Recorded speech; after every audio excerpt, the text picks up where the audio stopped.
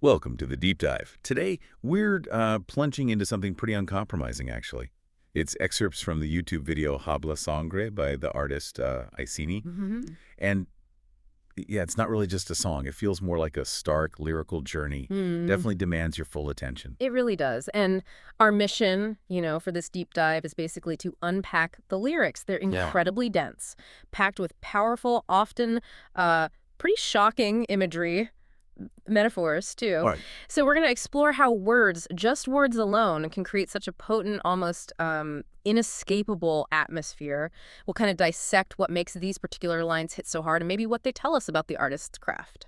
Okay, so let's just dive straight in then. The opening. We hear, Sangre habla sangre ulsube no hay compassion. Yeah. Which, just for clarity, that blood speaks, blood rises. There is no compassion. And it's immediately followed by, Sangre en las manos sin redención, muerto no hay perdón.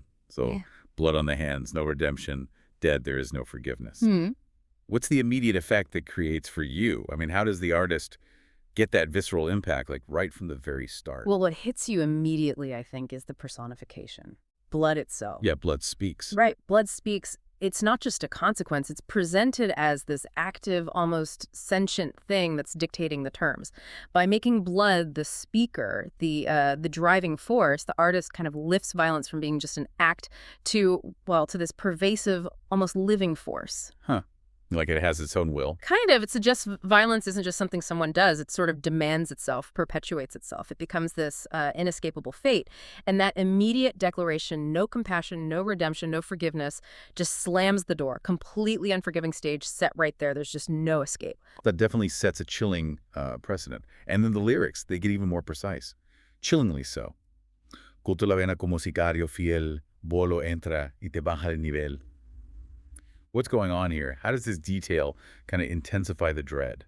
So here the language shifts, right? From the conceptual to something terrifyingly concrete. Corto la vena como sicario fiel. I cut the vein like a loyal hitman. And notice the sounds even, those sharp, almost percussive K sounds in corto and sicario. It's like an auditory echo of the action itself. Swift, precise, brutal. It makes the words themselves feel like a weapon. And the second line. Polo entra y te baja el nivel. Polo is some pretty grim street slang for a bullet. And te baja el nivel, that implies bringing someone down, taking them out, eliminating them. Right.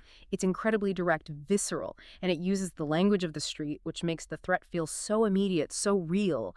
This isn't some abstract idea of violence. It's grounded in a horrible, tangible action. That focus on, like, surgical precision carries over, doesn't it?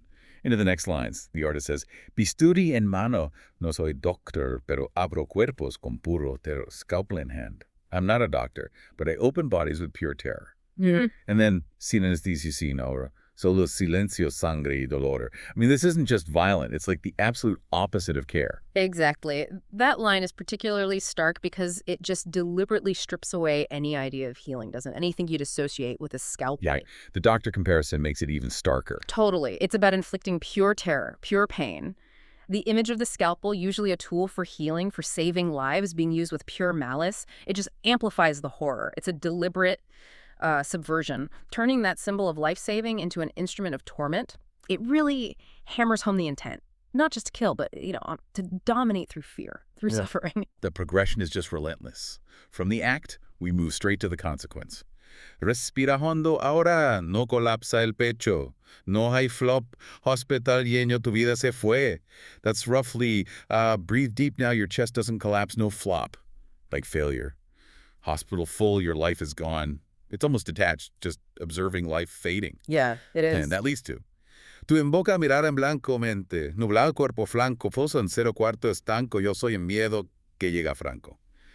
How does the artist use that progression to actually embody fear itself? Well, if you connect this to the bigger picture, the lyrics seem to move beyond just, simple violence. It becomes this psychological landscape. Total control, total dread.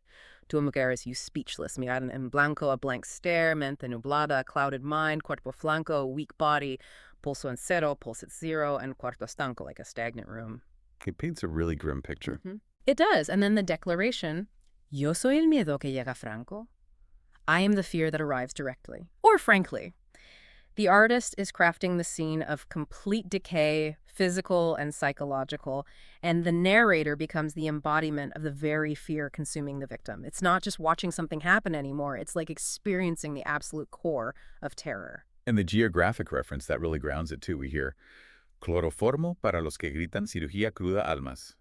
Que quitan? Chloroform for those who scream, raw surgery, souls are taken. Then Colombia de las calles, cita los cuerpos, que nadie los imita. What does bringing in Colombia of the streets add to the overall impact? That really grounds the intense, almost fantastical horror in a grim reality. Colombia de las Calles points to those harsh urban landscapes, often associated with, extreme violence, the drug trade. It's a powerful, chilling context for these acts.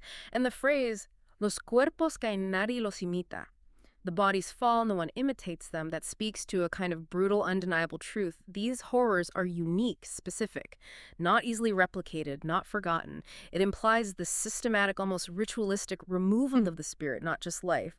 And it draws from a very real, very grim context. It really does take you into that world.